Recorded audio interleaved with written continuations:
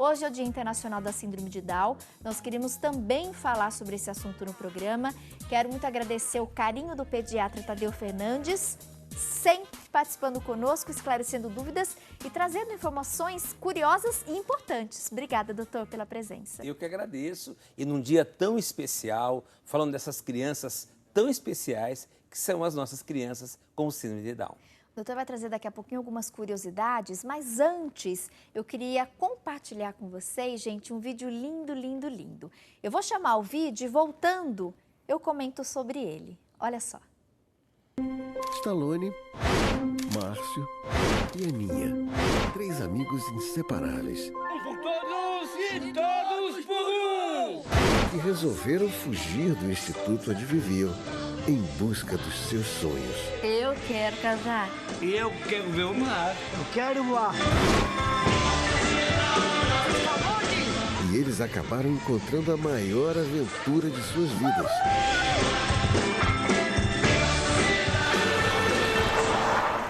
Como que a gente vai comer? A gente não tem dinheiro.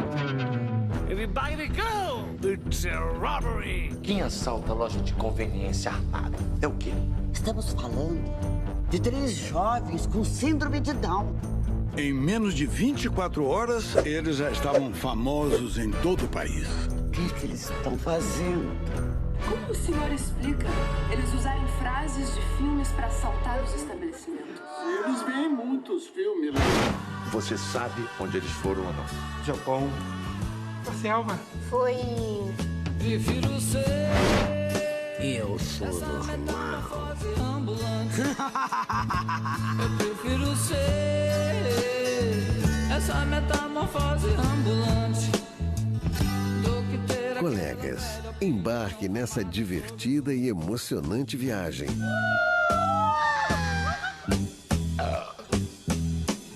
E veja o mundo com outros olhos.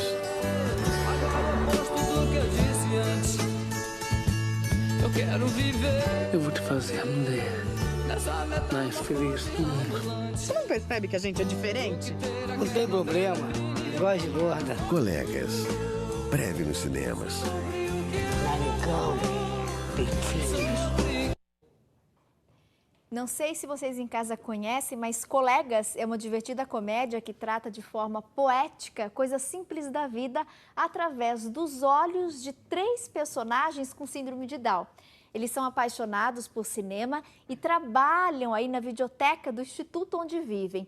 Um dia, inspirados, por um filme, eles resolvem fugir do lugar onde eles estão em busca de alguns sonhos.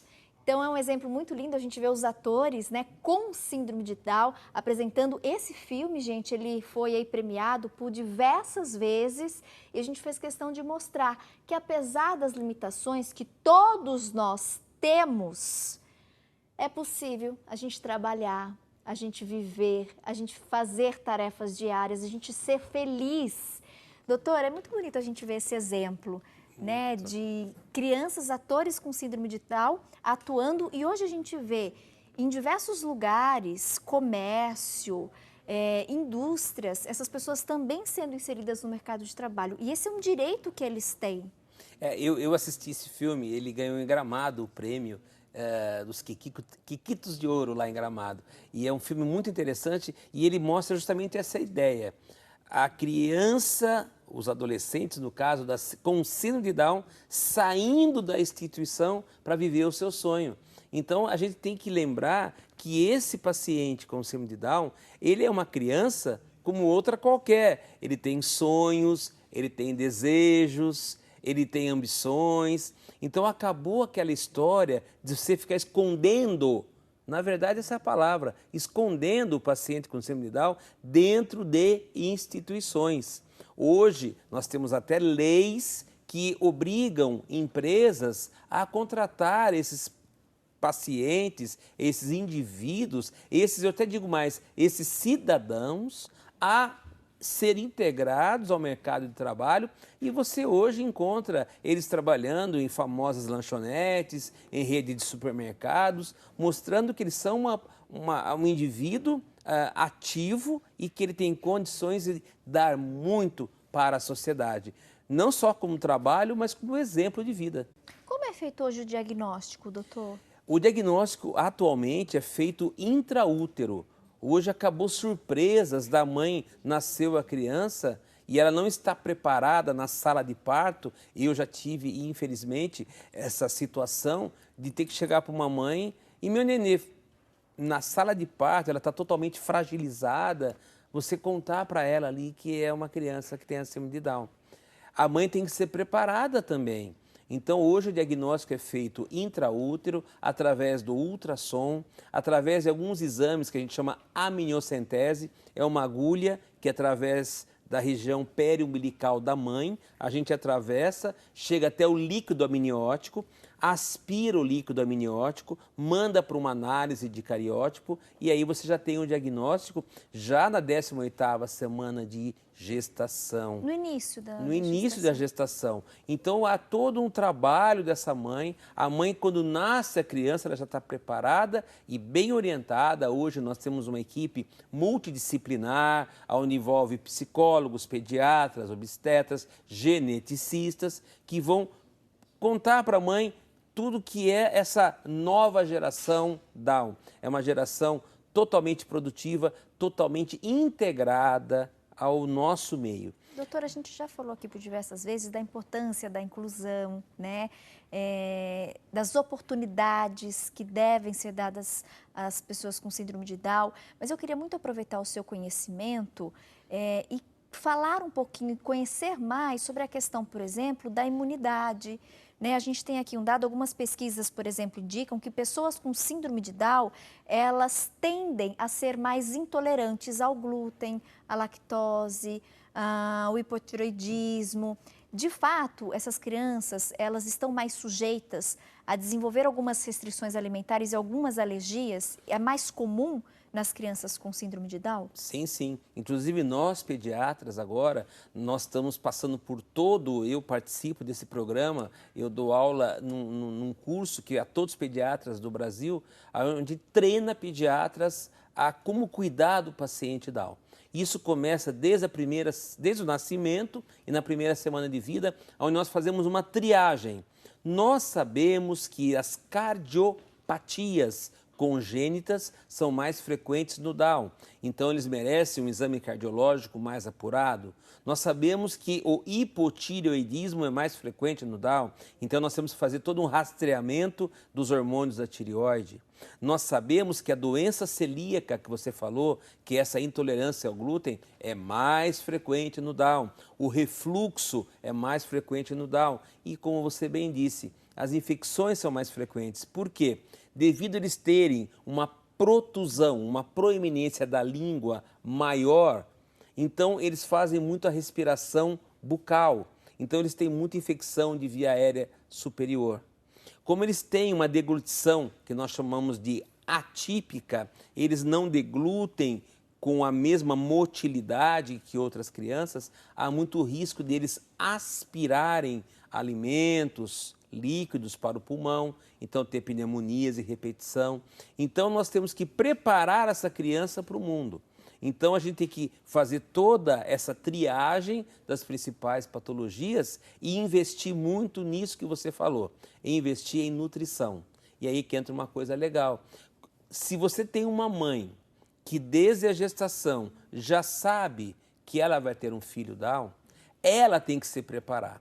Nós sabemos que o sistema nervoso do bebê começa a se formar na 22ª semana de gestação. E quando eu falo de sistema nervoso, as nossas células nervosas é como se fosse um fio elétrico.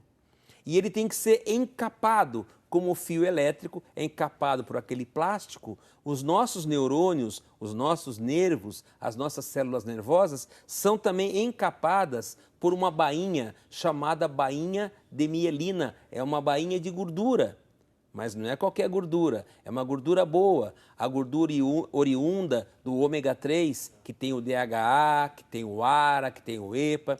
Isso são gorduras boas, gorduras oriundas da gordura poliinsaturada ômega 3. Então a mamãe já começa a tomar essa suplementação para que se forme uma carga neurológica mais eficaz. E com isso você vai ter uma criança com uma cognição melhor, isso já está bem documentado. E quando essa criança nasce, a mãe vai amamentar e nós estimulamos a amamentação justamente por causa da imunidade que você falou, que realmente é um pouquinho menor nessas crianças. A mãe, quando amamenta sendo suplementada, não só com ômega 3, mas com vitamina D, com vitamina A, você vai ter um melhor aporte nutricional para o bebê. Hoje a gente percebe essa tendência da suplementação, né, doutor?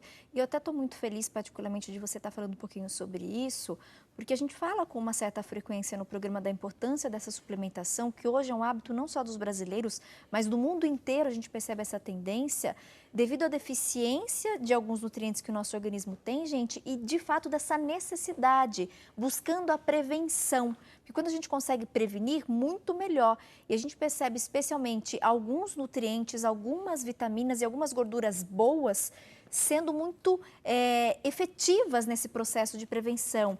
Também nessa relação, então, das mães que já recebem a informação nesse exame que é feito com 10 semanas de gestação. De 12ª a 18ª. A 18ª. Quando já é diagnosticado, então, que essa criança vai ser a portadora da síndrome de Down, já inicia, então, essa suplementação para favorecer esse desenvolvimento e a formação dessas células nervosas. Exatamente. Depois alimentação continua na lactação. Pra tudo, né, doutor? É para tudo. E se você pega, por exemplo, vitamina D. Vitamina D eu falo, tudo bem, vai tomar sol. É uma grande fonte de vitamina D.